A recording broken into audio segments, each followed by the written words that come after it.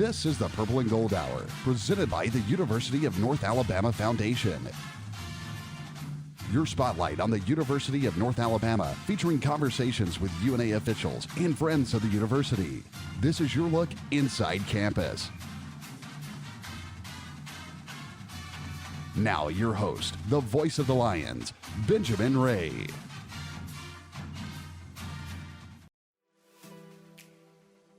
Thanks for tuning in to another week of the Purple and Gold Hour presented by the University of North Alabama Foundation. This is your spotlight and inside look at the University of North Alabama. I'm Benjamin Ray. This week's theme is just wow. Everybody we spoke to for this week's episode, I just kept coming back to wow, this is amazing. And I won't get into it now. I'll let you hear the interviews. But coming up, we're going to chat with Dr. Megan Merciers, the Executive Director of the School of Arts. Dr. Sarah Lynn Baird, the Dean of the College of Arts, Sciences, and Engineering, is going to join us. They have so many great things happening over in their areas of campus. And again, you're just going to say to yourself, wow, as you listen in and find out what all is going on. Athletically, the Lion legend, a broadcaster now with us, Jacob Tucker, stops by. And we've got head tennis coach Bryce Bishop. So I'll stop talking now. Let's get into it. This is the Purple and Gold Hour presented by the University of North Alabama Foundation. My whole life has been about making an impact. Not just on the field, but in the world around me. My high school Spanish teacher helped me find my true calling to educate and serve others all over the world. I used to think the biggest college was the best place to start, but my search brought me to North Alabama. At UNA, my story matters, and so does my calling. I realized that there was a lot of just business, just the day-to-day business of the chamber that I did not feel particularly comfortable in. There was an opportunity at UNA to pursue my MBA and thought that it might be a really good idea just to bolster that side of my education. Professors were so understanding and willing to work with us. I realized then I had made the right choice, that UNA was the correct institution for me. I've never talked to anyone who's gone forward with their education who regretted that decision. It's not been easy every day, but totally worth it at all times.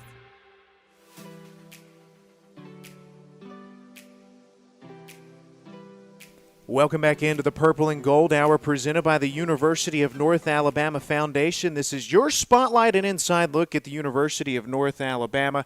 Benjamin Ray, happy to be back with you on a football Saturday. We're down in Louisiana getting set to take on Nicholls State. But before we get to kick off, we're taking you back inside the University of North Alabama, talking the School of the Arts with the Executive Director, Dr. Megan Merciers. Dr. Merciers, thank you for taking the time to chat with us here on the Purple and Gold Hour. Thank you for having me. Now, let's talk a little bit about you and your background. You've been at North Alabama since 2013. You just started August 1st as the Executive Director of the School of the Arts. Before we jump into that, tell us a little bit about your background. I have a background in music. I'm a clarinet player, and I play a little bit of saxophone. I started out on guitar when I was a kid, and I play in a resident ensemble here at UNA, Trio Leo, and also the Una Duo. So that's with flute, clarinet, and piano for the trio, and flute and clarinet for the duo. Now, I always like getting people's stories. What made you choose the clarinet? It's not a very special story, actually. My older sister played the clarinet, and she dropped out. Actually, my heart was set on playing the drums.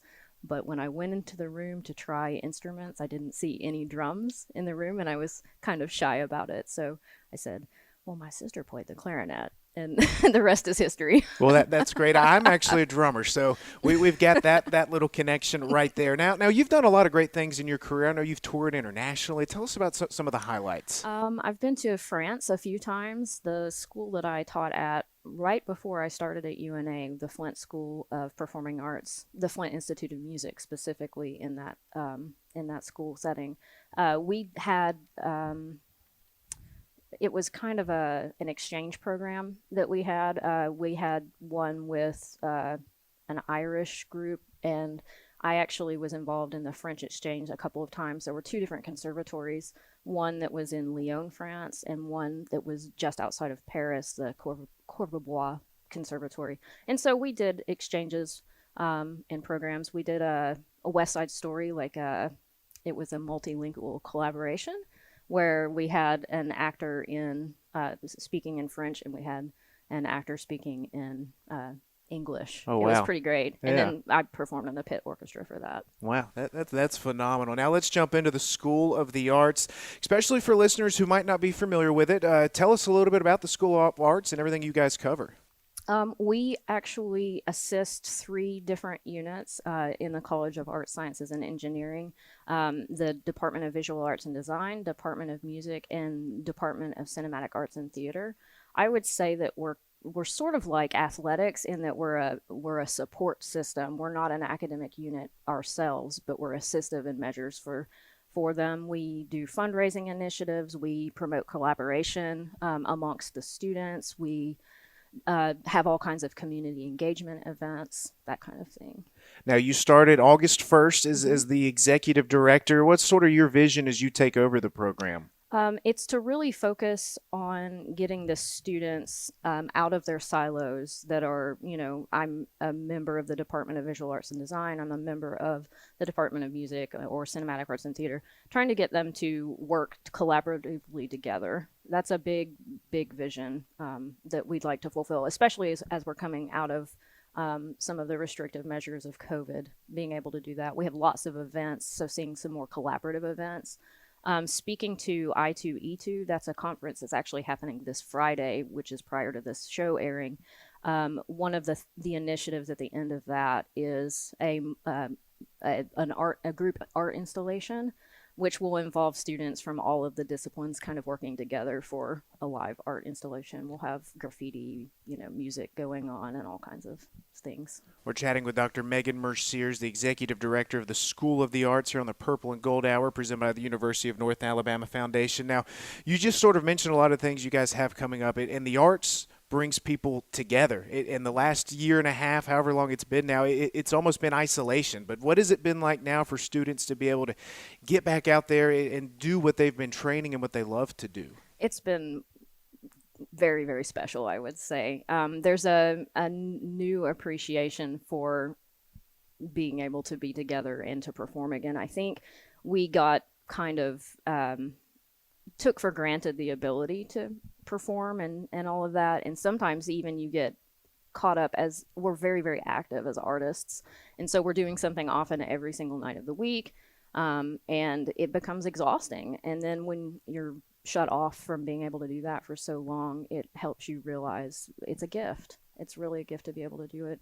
We all learned about Zoom. We all learned about the digital ways in which we can do our jobs. But how were students able to showcase their talents digitally during the last year and a half? We had the Visual Arts and Design, the Department of Visual Arts and Design, they did a virtual gallery that was up on their website.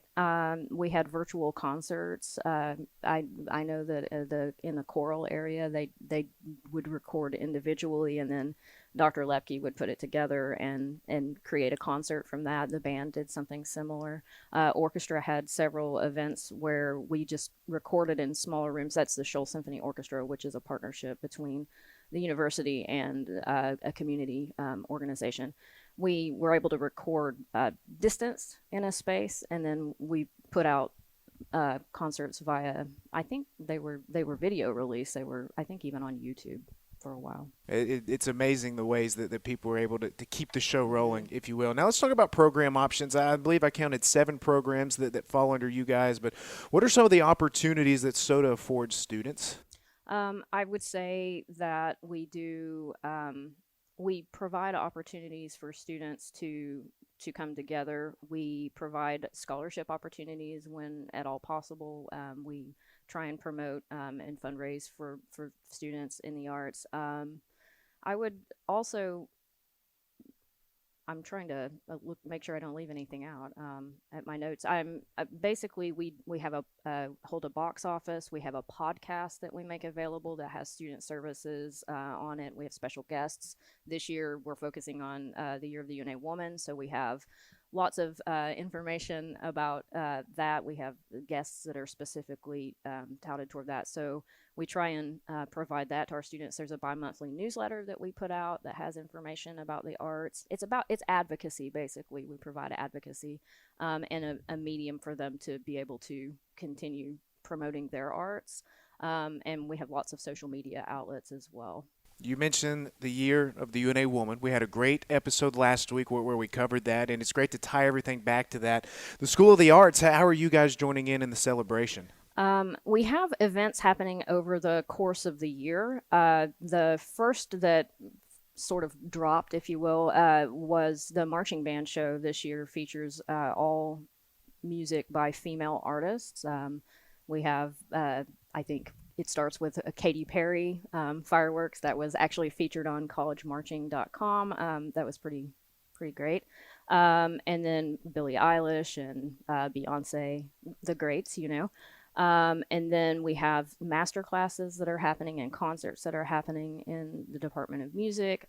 We are trying to promote artists, visual arts.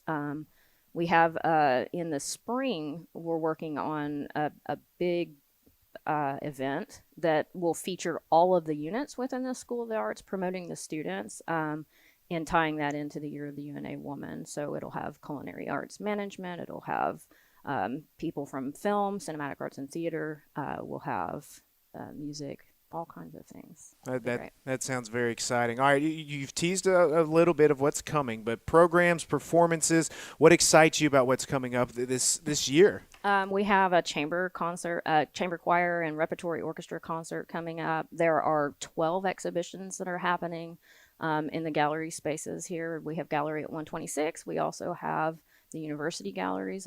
So the gallery at 126 just had one opening, the Art of Multiple Impressions. We have the Fall Choral Showcase coming up on October 26th. The Schultz Symphony at UNA, we have a concert in November that's tying in with an outreach with the honor orchestra. So we'll have students on campus for that. We've been going since the school year started. We had the marching band extravaganza last weekend, no, 2 weekends ago, where we brought over 650 students to campus for the football game. So yeah, we've got lots of stuff going on all the time. I would recommend, if anybody is interested, to go to the School of the Arts website. There's a calendar right on the page, and there are events happening all the time. Theater, Men on Boats is happening in October also. So yeah. A lot of great ways for people to get involved, to be entertained, to experience the arts. My last question for you, Dr. Merciers, what excites you most about what you guys are doing right now? That I get to work with a broad base of students. The students make everything so exciting, and they're wonderful. We have a great group of students, and even our student leaders this year, we basically have a student leader from every discipline within the School of the Arts. And so the excitement that they bring when they get together in a room, it's very special. Now, I lied. This is the last question. Okay. When will you be performing this year? When can people come hear you play? I'm kind of playing in a bunch of different things this semester. I'm going to perform on the Fall Choral Showcase with the collegiate singers, and I'm in the upcoming Schultz Symphony concert, Scheherazade, in November. And then in the spring, I'm performing with Trio Leo, the residency of the flute, clarinet, and piano, with Karen Cantrell and Whitney O'Neill, she's the department chair in music. And we're hoping to do an entire concert. I think it's on March 6th, an entire concert of music by female composers. Well, and again, that ties into the Year of the UNA Woman. It does. Well, Dr. Merciers, this has been great. Thank you so much for joining us on the Purple and Gold Hour. Thank you for having me. We'll take another time out. We'll keep the show rolling. You're listening to the Purple and Gold Hour, presented by the University of North Alabama Foundation. I've always had an affinity for medicine and taking care of people. I love taking care of kids. Doctors don't really get that personal connection with patients that a nurse would. And that's what I like the most, and that's what I want to provide for other people. I'm majoring in nursing. Specifically, I want to go into pediatrics. My professors here in the College of Nursing are the most amazing professors I've ever had. They actually care about their students. They have all these resources and all these ways of helping. UNA just really goes the extra mile to help students get to where they want to be in life. I came and visited UNA and I saw the atmosphere and the student life, which really fit me and I knew that I would be able to do once I got here at UNA. If If I had to pick one thing about UNA that made me want to come here, it would just be campus and the life that you see on campus. With UNA just being so close, that's not what I thought that I wanted. And so when I came and I realized I'm still going to have the same opportunities as someone who went to a larger university, that was one of the things that drew me in.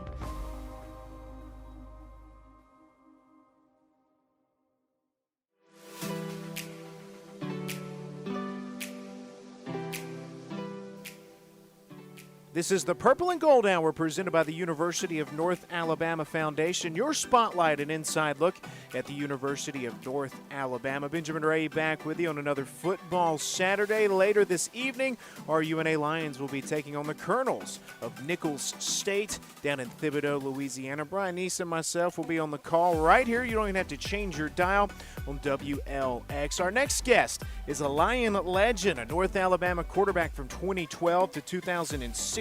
He led North Alabama to the 2016 National Championship game, an All-American, Gulf South Conference Offensive Player of the Year. He finished third in the Harlan Hill Trophy voting that season, one of the more memorable years in UNA football history. Jacob Tucker, our next guest. Jacob Tucker, it's always great talking with you. Thanks for joining us here on the Purple and Gold Hour. Well, Ben, it's always a pleasure to be back involved with UNA and especially UNA athletics. So I'm excited to be here as well. Now, you played at UNA, you've coached at UNA, now you're broadcasting at UNA, and we're going to talk about all of that. But first, tell UNA fans what you're doing now. Yeah, so what I'm currently doing now is I work for a rural nonprofit called the Ayers Foundation. And what the Ayers Foundation is essentially a rural college access and success program. So what we do is we implement our model via counselors in school systems in rural, low-income areas across the state of Tennessee. And so what those counselors do is they meet with students and make sure that they have a plan after high school. Jim Ayers, who is the founder of the Ayers Foundation, his want is for every kid to go find some sort of higher education after high school, whether that be a four-year university, two-year community college, certificates from a trade school. Just go do something after high school. Don't let high school be the end of your formal education. And so I don't actually work in a high school. I work in headquarters as the executive assistant and wear a bunch of different hats. But I was actually a beneficiary from the Ayers Foundation back in 2012 when I graduated from high school. So we had an Ayers counselor in our school system who was actually a graduate of UNA.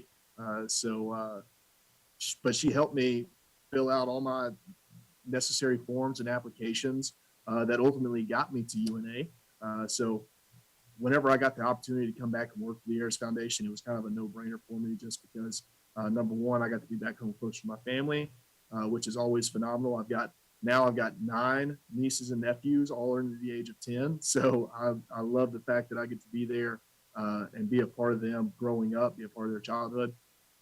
But also just to support the mission that Mr. Ayers had 21 years ago when he founded the Ayers Foundation, of just helping these kids who come from the same background as me, who come from these areas that are not as rich with opportunities and different things like that. And I'm able to be a part of those kids' lives and helping them, not stopping at high school, but going on to achieve bigger and better things that than their area, their county is able to offer them. That's great. We certainly appreciate you joining us on the phone line for this interview. Hey, I want to go back. Do you remember your first collegiate snap? Well, maybe. Okay. Was the ball actually snapped or was it not snapped? Because there's two separate. Let's hear both. Separate occurrences. Okay, so the first time I went onto the field during a collegiate game at UNA, we was playing. It was 2013. I had redshirted in 2012. In 2013, we had played Miles the first game. Coach Gross, who was the offensive coordinator at the time, intended to put me in towards the end of the fourth quarter to kind of give me some reps and some confidence and some experience. But a guy by the name of Filbert Marshall, who you may or may not remember, one of the best players to ever come through UNA, he was a freshman, a true freshman that year, and he actually returned the punt for a touchdown on the drive that I was supposed to go in on. And then when Miles got the ball back, they just milked the clock and ran the timeout. And so I didn't get to play that game. So the next game, Jacksonville State, we get into double overtime with Jacksonville State. Luke Wingo is having a phenomenal game. He had a phenomenal career at UNA, one of my best friends. But he got his ankle rolled up on a rollout play in the second overtime. And so I'm sitting there, hadn't touched the field. I've got my headset on where I'm doing the signaling and stuff like that. I even think I had a red jersey on, mesh jersey to go over just so the guys could see me. And over the headset, I see that Luke goes down. And over the headset, I hear, somebody get Jacob ready. Somebody get Jacob ready. And I'm sitting here like, man, somebody needs to get Jacob ready. And I was like, oh, no, it's me. Okay, so I run out there on the field. And what a smart offensive coordinator would do, Coach Gross went wildcat package the first play. This was my first time being on the field. And definitely in that situation, double overtime against FCS Jacksonville State when UNA was Division II at the time. He wanted to just give me one snap to kind of calm my nerves, get me ready to go. So I line up at wide receiver. And I line up, and I look down the line, waiting for the snap. We had a guy jump off sides. The guy jumps off sides. I was like, okay, well, here we go. I looked at the sideline to get the next play, and here comes Luke Wingo running back on the field. So that was my first time stepping on the field, but it wasn't actually a play. The first time that I actually ran a play was the next week against Delta State. Didn't have the best drive when I went in there. We did 3 inside zone run plays and didn't make the first down, so we punted it away. So that's that was the start of my career at UNA right there. And what a way it started and what a way it ended. Now, I want to ask you, when you played at UNA, Cody Gross was your offensive coordinator. Bobby Wallace was your head coach. I mean, you grew up in this North Alabama territory, if you will. Did you grow up knowing of the legacy of Coach Wallace and a player like Cody Gross? I actually had no idea. So only being about an hour and 15, hour and 20 minutes away from Florence, I still had no idea about UNA and the tradition. And then my senior year, I didn't have any offers, so I'm throwing my highlight film out to anybody and everybody that's got an email. I might have even sent it to my neighbor down the street just because I was just firing them off to everybody. Finally got a little response from UNA thanks to an opposing high school coach who was in Wayne County at the time, who had talked to UNA's coaches like, hey, you need to check this guy out. So I finally got some response. Down the line, got an offer. And so I go down there for my official visit and just kind of being around everybody on that visit that was from the North Alabama area. And they're talking about like, oh man, Bobby Wallace is back. He was the guy that did all this in the 90s. And Coach Gross is the offensive coordinator. And he was this just tough nose, just hard at it quarterback who went 41-2 as a starter in college. And I was like, man, like these are guys I want to play for. So after that visit, there wasn't, I got some other offers down the line. I got some FCS offers, some other Division II offers, some NAIA offers. But after that visit, in my mind, I knew I wanted to go somewhere that had a winning tradition, and I wanted to be able to keep that alive. And so after that visit, North Alabama was almost a no-brainer for me. We're on the phone with former UNA football player turned broadcaster for UNA, Jacob Tucker, here in the Purple and Gold Hour presented by the University of North Alabama Foundation. And Jacob, we love to talk about UNA on this show with people, and we all know about how great you are athletically. But what was your favorite thing about campus in the academic side? So I got my degree there in biology, and I minored in exercise science. And so biology isn't a typical major for athletes, much less football players. So that aspect of it, just being, I spent all my time with my teammates, my coaches, and that was great. And I loved that. And I'm not saying anything bad about that, but the opportunity to kind of branch off from that group and then also have my academic group, which was my biology major peers and the professors in there. That was so much fun. That was kind of the release for me, because it was always football, practice, film, weight, all this stuff. And so that was kind of my breakaway. And so I got the opportunity to be one of the first class in the new science building, which is just phenomenal. I went through a year or two at the old science building, which was it was time for a new one. We'll just say that. But the new one was just, it was phenomenal. Everything's new and fancy and shiny. And I got to experience all that stuff with like I said, that group of peers that was kind of separate and apart from my football life. So just from outside of football, just the thing about Florence, the thing about UNA is you can find your niche, whatever it is. There's all these different subsets of people. It's not just a small country town, or it's not just a big metropolitan city. You can find whatever you're looking for. So I was able to build a lot of different friend groups across campus by involving myself and getting out there and meeting people. And that was one of my favorite parts, was just, not necessarily politicking, but being able to go around and meet new people and find out where they're from and what they're doing here and where they're going after. Now, you've joined us on our UNA broadcast crew. You and Seth Kane do the home games on radio. And I got to ask you, how have you liked shifting? You've had a headset on before on sidelines, but a different kind of headset. How have you liked stepping into this broadcast role? It's been more enjoyable than I could have imagined. The first game I was a little nervous, just because not necessarily of what I was talking about, because obviously I know the game of football and I know what's happening and what's going on, but just the fact that I didn't know when I needed to speak, and Seth Kane, who does a phenomenal job. He's been doing broadcasting for a little over a decade, I believe.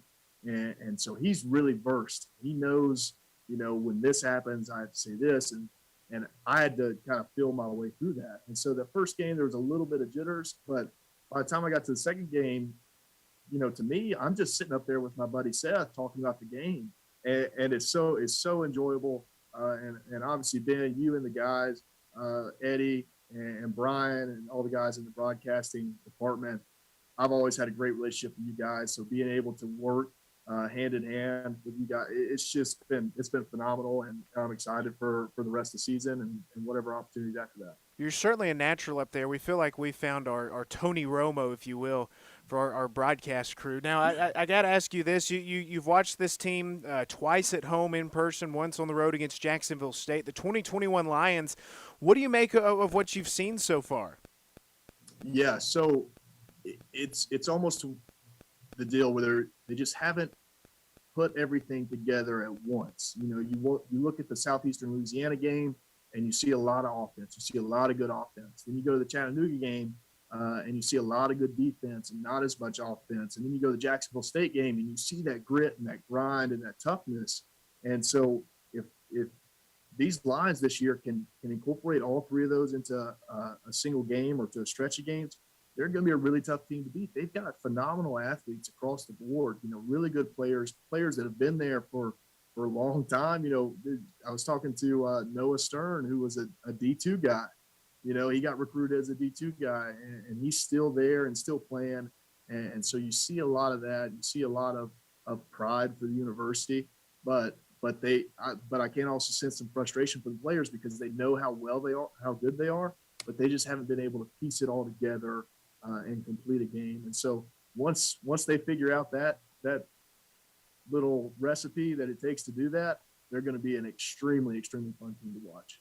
Talking with former UNA great Jacob Tucker here on the Purple and Gold Hour, presented by the University of North Alabama Foundation. Jacob, it's been great chatting with you, my friend. We'll have you on from time to time, because you always have great things to say. Now, I want to go back to one final question about your playing days. And when you get around with former teammates and friends and you start swapping stories, you always have that go-to story that you like remembering.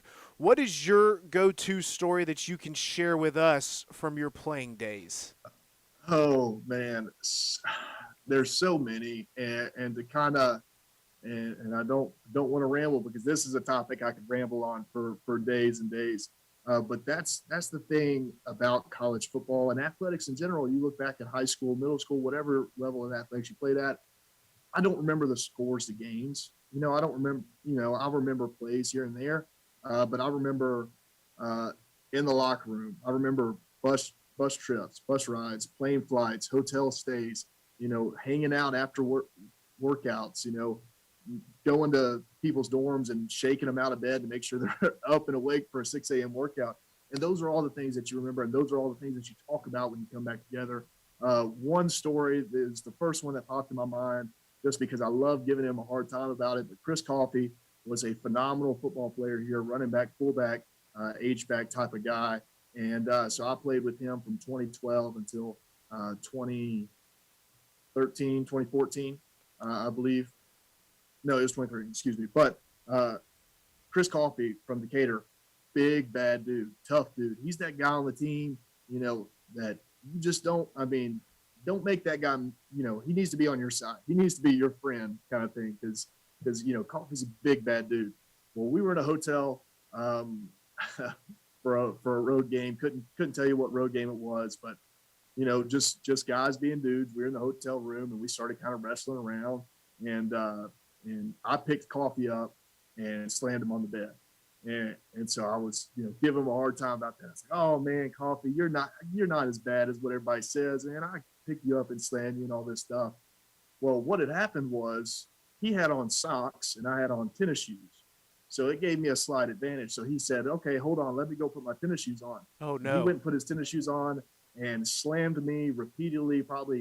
We probably, squared back up 4 or 5 times, and he just slammed me like it was nothing. But I don't normally tell that portion of the story. I just tell the first half where I picked up Chris Coffey and slammed him on the bed. So I love giving him a hard time about that. He's one of my great friends. Still keep in contact with him a lot today.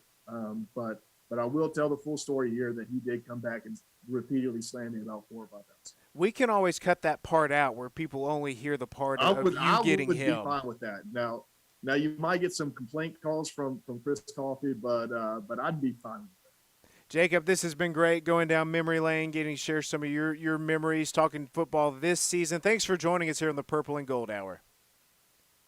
Awesome. Thanks, Ben. That's UNA great Jacob Tucker. You can catch him next week at home on the airwaves right here on WLX with Seth Kane. We'll take another timeout. The Purple and Gold Hour presented by the University of North Alabama Foundation rolls on when we return.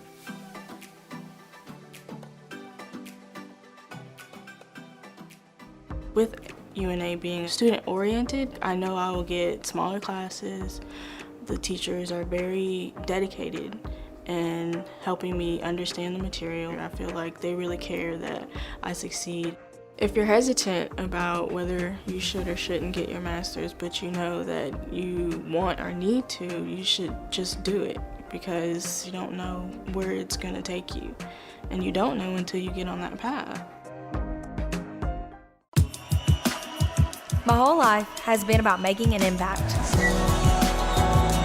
Not just on the field, but in the world around me. My high school Spanish teacher helped me find my true calling to educate and serve others all over the world. I used to think the biggest college was the best place to start, but my search brought me to North Alabama. At UNA, my story matters, and so does my calling.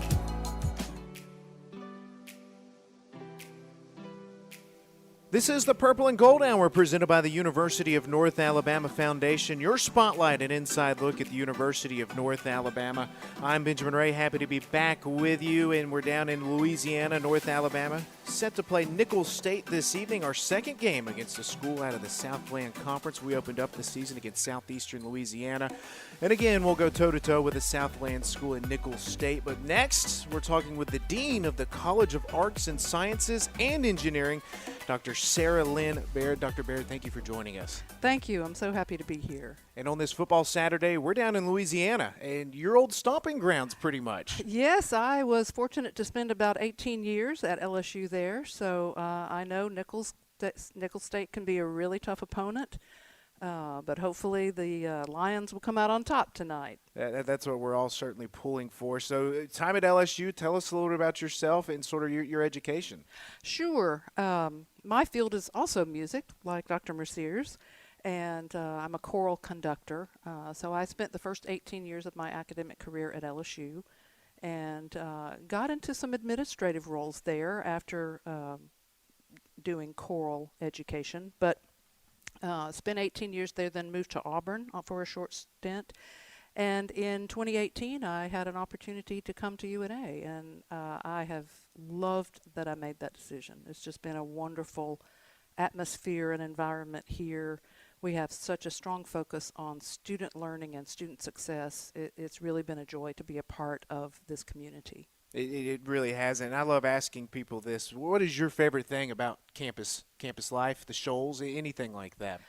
Well, I think the feeling of community is the thing that's most important. That happens out in the larger community, the whole Shoals area, but also on campus, and it's genuine.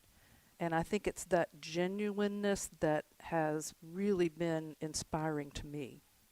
All right, let's jump into the College of Arts, Sciences, and Engineering. CASE, as we can abbreviate it, 19 departments, 60-plus majors. I know one of the largest departments on campus, but what are some of the opportunities out there? What can you tell us, sort of the bullet points, I guess, for CASE? Sure. Well, we are the college on campus with the most departments, the most faculty, so it's a lot of work at times. We house all of the humanities, English, history, philosophy, foreign languages, all of the arts. We've already heard about all of the arts from Megan, and additional art that's not part of SOTA's entertainment industry. We have all of the applied and social sciences, biology, chemistry, occupational health science, geography, physics, psychology, sociology, social work, political science, engineering technology, sustainability. I could go on. We have so many departments and so many programs within those departments. You're right, over 60 majors and minors, which run the gamut of all of those programs. Now, as I'm hearing you rattling off these programs, I'm thinking with each one, oh, yeah, that this is new. Hey, this one's really grown. In your 4 years now at UNA, just how much has this area on campus taken off? Really quite a bit. We have new programs in Masters of Social Work, Masters of Engineering, a BFA, Bachelor of Fine Arts in Cinematic Arts and Theater. Those are our newest degree programs. We have relatively new, since I've been here, individual degree programs in culinary arts, hospitality and events management, fashion merchandising and design, and interior architecture and design, all part of the visual arts department in SOTA. So those are just some of the new programs. We have so many units that hardly a day goes by when there's not something new being proposed. In terms of highlights for the institution, recently we had 2 of our graduate programs, a Master's in History and the Master's in Family and Community Services, earned top 20 ratings in the U.S. by Intelligent.com. So that's been significant in growth in those programs, particularly history, which has seen a real growth this fall. All of our graduate programs have grown exponentially over the past few years. Those online programs that are so attractive, especially during this COVID time when we have to be isolated. But I guess the most significant growth is the new Master of Social Work, which started out with 60 enrolled students. In the following year, that's this fall, 60 additional students. We're admitting for the first time this coming spring. We expect another component of close to 60 students. So it has grown exponentially in just basically a little over a year. Now, with growth, there's people driving that growth. The professors here within this department, what can you say about the job they are doing, working with students and growing all of this? Yeah, we have such a fantastic group of faculty and staff on this campus. For any institution in our current time, faculty, staff, and administrators have to be involved in recruiting and getting information about our programs out to the public and to the students that we want to recruit. It's not a given that we're just going to have an onslaught of students. So our faculty are working really hard to make contact with those students. We have recruiting offices that do the same thing. But then once they get here, the students here really get a sense of that community I mentioned before from our faculty. They care about the students. They notice when something isn't going quite right, and they can work with the student to resolve any issues very, very quickly. And that's why I think our students experience so much success, is that they really sense they're a part of this community and the faculty care about them. And we do the same in our office. Our office, as a dean's office, doesn't see students as much as a department might, but we do interact with students, and very often It's when they have a need that we are interacting with them. And we have so many wonderful services on campus that we can direct them to get the assistance that they may need, whether it's tutoring or counseling or medical or whatever their needs are. Certainly a lot of great things happening. We're chatting with Dr. Sarah Lynn Baird, the Dean of the College of Arts, Sciences, and Engineering. Now, we've talked about the extraordinary variety of opportunities. How can students benefit from these programs? Well, many of our programs are directly preparing them for specific careers, such as social work or engineering, occupational health science, sustainability, culinary arts. Those programs are career-based, but we have a number of other programs that provide the skills that students need for a variety of work situations. Not every student is going to leave college these days and go out and work in the same job for the rest of their career. Most of them will have 4, 5, 6 more different kinds of jobs. And so our programs focus on skill development with things like creativity, communication, organization, collaboration, critical assessment, innovation and entrepreneurship, both skills vitally important in all careers now, and adaptability. That flexibility, adaptability will help them as they move from one career to another. And our curricula are very focused on those kinds of skills. We also are highly focused on experiential opportunities for our students so that they have an opportunity to experience a real-world situation in a class or in a particular degree program. In music, for example, they actually prepare and perform a full solo recital. In art, they do their exhibitions. In culinary, they prepare a wide variety of actual foods and a meal. I attended last spring. One student opted to have a really special dinner in memory of his mentor that he was responsible for everything involved in that, from planning the menu to purchasing the food, getting the students to assist, and serving it. And so other internships, for example, laboratory work, our Chem E-Car competition, all of those are things that provide opportunities to students. And we have more education abroad programs in our college as well. Now, those have been a little restricted, but we hope within, certainly by the summer of 2023, we hope that we can have students again on education abroad study where they spend an extended time in another country. I'm listening to you rattle all that off, and all I can think is, wow. I mean, there's so much opportunity for students over here. I mean, what are some of the career options for them from these programs? Well, we have a wide variety of students in various fields. We have alums in medical fields. Some of those do a biology or chemistry or some other science degree and go to a professional school.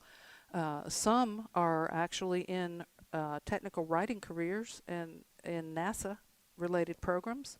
We have students that complete their internship in whatever their degree program and go right to work in that particular entity. We have a number of students that do that. Engineering technology graduates are working right in the engineering field. And we have students that are in museum directorship. Public history, for example, prepares them for that kind of position. We have some of our students go into teaching fields, some go into government work, and just they're really all over the map. They can be in a lot of different fields. Some go to graduate school. Some students want to pursue their education further and move forward by going to graduate school, and our students are very often accepted in some of the most prestigious graduate programs in their areas. That was something I wanted to ask you about. It doesn't just stop at the undergraduate level. Graduate options, certificates as well. What are some of the other ways people can come back and get involved? Sure. We have a number of certificate programs. I've mentioned culinary several times. They have a brand new certificate in food management. We have some certificates in remote sensing in the geography area. There's a brand new post-baccalaureate certificate in GIS and in remote sensing. We also have some online micro-credential programs for nonprofits, public relations for nonprofits, communication studies for nonprofits, media writing, higher education administration. There is a whole list of certificates and micro-credential programs on our campus. best probably to go to una.edu/case for more information about those various programs, as well as our undergraduate and graduate degree programs. This has been phenomenal, talking about the College of Arts, Sciences, and Engineering. I'm still blown away at all the great opportunities. Thanks for joining us. Last thing I want to ask you, background in music, do you get to perform, sing much, take in a lot of this? Well, I don't sing a lot anymore. I did that early in my career, but once you start conducting, you quit practicing your own singing. But I'm not doing a lot of conducting now. I am privileged this fall, November 30th, I've been asked by Dr. Lepke and Ms. Rockhill to perform a set of pieces with the choirs on that concert. So I'll be conducting on that program, but it will be my UNA conducting debut. Oh, that's great. We'll have to make sure we turn out for that. Best of luck with that. Thank you so much for joining us. Well, it's been a pleasure. Thank you so much. This is the Dean of the College of Arts, Sciences, and Engineering, Dr. Sarah Lynn Baird. We'll take a time out. The Purple and Gold Hour continues, presented by the University of North Alabama Foundation, when we return.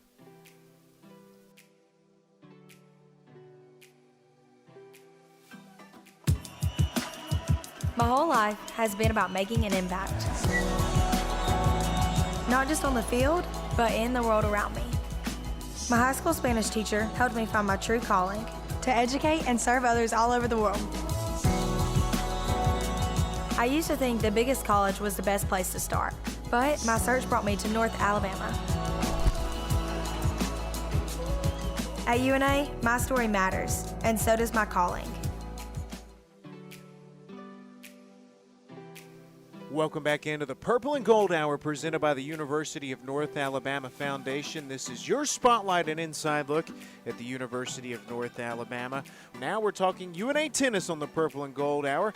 Head coach Bryce Bishop joins us, his 13th season at UNA in this current stint, his 22nd year overall as the head tennis coach. Coach Bishop, it's great to have you on and chat with you as always. Man, it's great to be on, and I love the title, Purple and Gold. I think everybody needs a little bit more purple in their life. Amen. You couldn't have said that any better. Now, you graduated from UNA. You played tennis at UNA. Your wife ran cross country at UNA. All three of your children played and graduated. One is still here at UNA. UNA in the Bishop family, you guys are almost the first family of UNA athletics. But just what does this place mean to you guys? Well, I grew up across the river in Sheffield. I'm a Bulldog, and my wife graduated from Coffey. So, we're North Alabama people. She ran cross country. Here's where I met her. And UNA is just, I think it's a hidden gem up here in the northwest corner. I tell people we're 12 miles from Tennessee and about 20 from Mississippi. And a lot of people in Alabama really don't know much about our area up here. And it's unbelievable, beautiful on the Tennessee River. You got everything you can want. There's no reason to leave. And I tried to do that a couple of times and, lived a little bit in North Carolina and Tennessee. And I love West Tennessee and, really loved it my time up there. But just something kept pulling me back here. And, I think when the kids started getting in athletics, I didn't want them to necessarily come to UNA because Carol and I came to UNA. I really tried to steer them elsewhere. And, Mackenzie, my oldest daughter, I was actually coaching in high school during her senior year, and, she signed with Lipscomb. A lot of people don't, remember her playing here, but don't remember her freshman year. She signed with Lipscomb, and then right after she signed, I came back to UNA. So her freshman year at Lipscomb, I got to coach against her. And that was probably not fun for her. I enjoyed the heck out of it. It was a lot of fun. But then she saw the error of ways, transferred back, and was a great player here. But same thing with Will and Lee Taylor. I just wanted them to look elsewhere. Don't go here because Carol went here and I went here. And we chose to come here years and years ago.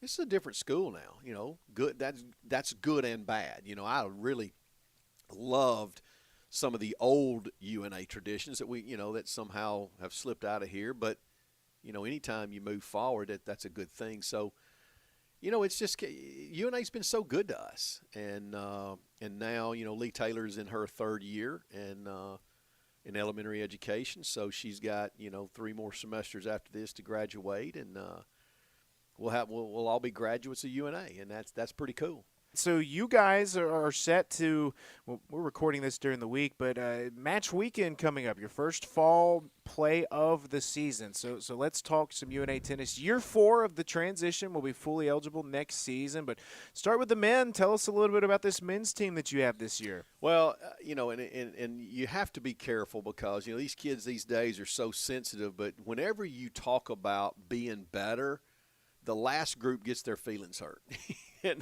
And I try to remind those seniors when they graduate, look, when you hear me talk about we got a chance to be better next year, that's not a criticism to you. We should be better the next year. Everybody should come back better. We should be better. So I think on the men's crew, it's a very different dynamics in this team. I think talent-wise, this is our best team, okay? I think the guys, the development, the 3 guys returning was really noticeable during the spring from our first matches back, we're at Alabama playing to the end of the year. I mean, you could just see the development of these 3 guys that are returning. But this is the first time I've had a team where we have 0 seniors. Okay, now we've got a COVID junior. I mean, it would be his 4th year, but he's still got another year of eligibility. But I have 0 guys on this team that was here last fall. 0. That means 0 guys went through a fall season. We weren't able to do a fall season last year because of COVID, but they weren't even here. And it's interesting as we're going through the fall. This is their first fall. It's like having a full team of freshmen learning how to be patient, slow down a little bit because 3 of these guys came back in January and it was right into the season. It was fast and furious, and now it's a kind of a laid back, slower approach. So 0 of these guys, But I tell you what, leadership. I love this team.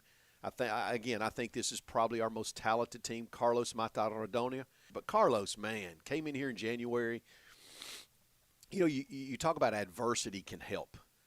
And we've had conversations about health and stuff about how adversity and how it can help. But, Carlos is a guy that played 2 years at Tyler Junior College. #1 JUCO in the nation. Was kind of in and out of the lineup. And he had signed, I believe it was Southern Utah after junior college. And then during the summer, they dropped their program. So here's a kid that's looking for a place to go. And we all of a sudden, we had adversity hit us for one of our players got his visa taken away coming back last fall. So now we're trying to scramble to find a player. And someone put us in touch with Carlos, and he got here. And, we're in scramble mode. We got a small window to find a player. I mean, I looked over at Marcos Rocar, the assistant. I said, where's this guy been? First day of practice, this guy's good. And Carlos played #1 from the first day he got here in January. And he's really developed and had a great summer, played in a challenger, had a wild card into the qualifying challenger, and played a former #1 kid from University of Florida who was a seeded player in the tournament, lost 6-4, 7-5. Was in the match. It was just an incredible result. So Carlos has really stepped into that leadership role because he does things every day the right way. And that's what a leader is. It's not someone that wants to talk. There's a lot of talking going on. But when he speaks, he doesn't talk, he speaks, and people listen. So Carlos has just kind of stepped into that leadership role, and he's been here 1 semester. That just tells you how special he is. And then Guilherme Denise is another one of our guys that came in January. He's from Brazil, so he was not allowed into the U.S. last fall. So he had to do his classes last fall online. He's another kid that went through adversity. We played against him at Upstate 2 seasons ago, and right before, I guess, COVID hit, and then they had announced dropping their program the Tuesday before we played him on Friday, and he just played with great effort. And I thought any kid that just found out they're dropping your program, and he come and played with great effort, I thought, I like that guy. So we were able to get him, and again, he coming from Brazil and all the COVID issues, he got here 3 weeks late in January, so he missed some of the early stuff, but still. And then Jamie Bixby is another guy that we were able to bring in January. And, Jamie probably, I go back and look, there was probably one or two matches where I thought Jamie wasn't himself in the spring. But other than that, he's in every match. He competes. He is just a dog out there. It doesn't matter what the score is, man. He's getting after. So those three guys know what we've got to do in the spring. They understand the level we got to play at. Three new guys here. And now Chris Zhang from New Zealand is not necessarily a new guy, but it's his first time on campus. We'd signed him last summer, and because of all the COVID stuff, he stayed home in the fall. And then because of, because of how New Zealand kind of works, and, he just didn't think he could get here in the spring. So he's finally back. And, we signed him for last fall, and he finally gets on campus. And we think Chris is going to add so much to the team. He's a good doubles player. He works hard.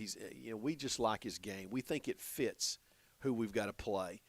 And then we got two freshmen here, Fernando, Perez, Radenas. And, again, Fernando, mom and dad, I probably said that a little bit wrong. I think I'm close, though. Fernando's another guy that's got talent off the chart. We look at him as potentially down the road to the top of the lineup guy. And, he's from Spain, same, I think 3 or 4 hours maybe from maybe an hour from where Carlos is. So, having Carlos here kind of makes it familiar or a little bit more comfortable for Fernando to come in. But we think Fernando's got talent off the chart. And he just needs matches like most freshmen do. And then we got Sam Tolbert from Birmingham down at Hoover High School.